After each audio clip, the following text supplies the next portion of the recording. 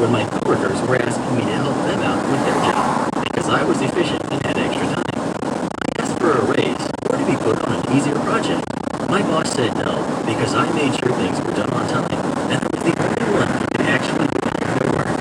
I decided to do the exact same amount of work as the other coworkers that make the next lowest amount of money. So it's still more than me, but also pretty low. When I started doing this, I started getting behind in my work and had a meeting with my boss. We all send daily updates to the team, so I pulled out my coworkers' daily updates and my daily updates and showed them that they were exactly the same. I'm on a different project, but it takes the same amount of time to do the same work.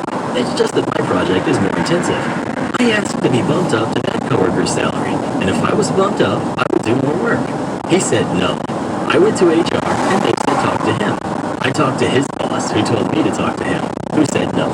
He stopped complaining about being behind and asked my project manager to help me out with my project. He ended up being utterly useless and acting like a kid when I explained I was done with work and showed him my coworker's previous daily update and explained that's all I got paid to do, so that's all I'm doing.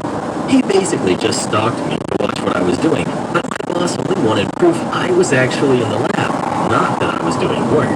I decided to amp it up. My next lowest paid coworker made 12% more than me, so I did 12% less than him. Now I still have all my previous skills, so I would just sit myself at a computer and just play games or whatnot for the remainder of my shift. It drove him up the wall, especially because that's all I could do in the rules. So if he asked me to not do that, I had email chains between him and I about where and what I could do during breaks. We had 2 required 15-minute breaks on the clock and an off-the-clock lunch. However, we can't use our phone in the lab. Most chairs were in dirty, biohazardous areas, and clean chairs were limited, and it would be rude to move those. But sitting on the floor in the locker room was unprofessional. We could use our phones in offices, but we couldn't take breaks in there because we'd be a distraction. The building was huge and had one break room that was a 3 to 4 minute walk to from my lab, and breaks were 15 minutes total, so that was useless. I tried sitting in the hall, but creepy guys kept coming by once they figured out my routine.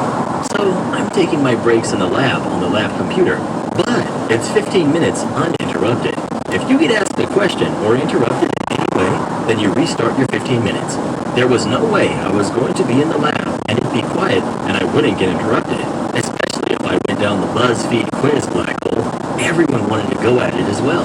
So I could take my 15-minute breaks in the lab and get them to last 2 hours within the rules. I was in the lab the whole time, and since my PN was keeping an eye on me, I could turn around and ask if he needed anything since he kept passing by, then start my timer back. Anyway, I got away with it long enough to find a new job, especially since I applied to jobs on the clock. I quit and am now making 45% more in salary, and now they are over 1,750 samples behind, which is 2 weeks' worth, even for me, a month at their current rate.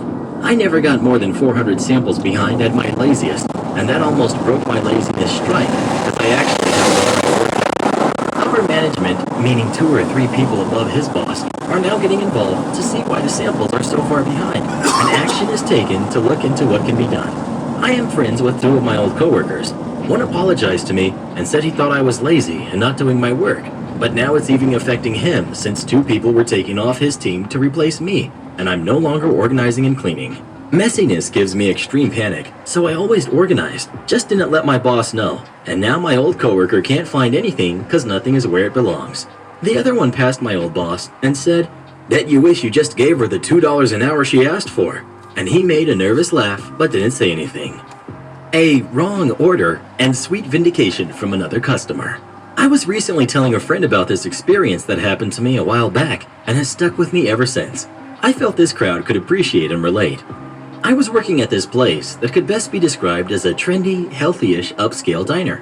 You could get your classic burgers and shakes, but it specialized in offering a variety of high-quality meats, venison, boar, etc.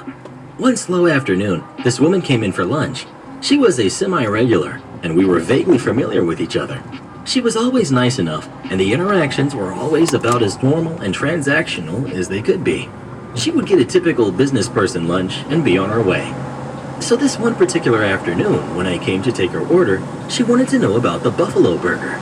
She had never had one. Would I recommend it? What did it taste like?